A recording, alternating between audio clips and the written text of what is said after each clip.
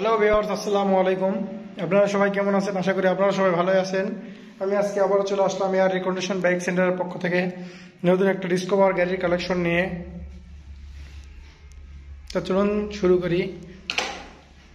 Discover 125 new model, এটা সম্ভবত 22-এ launch হয়েছিল, 22-এর মডেল।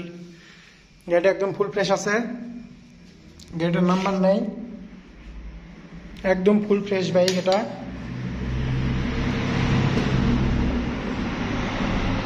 এটা চলছে হচ্ছে 4116 কিলো।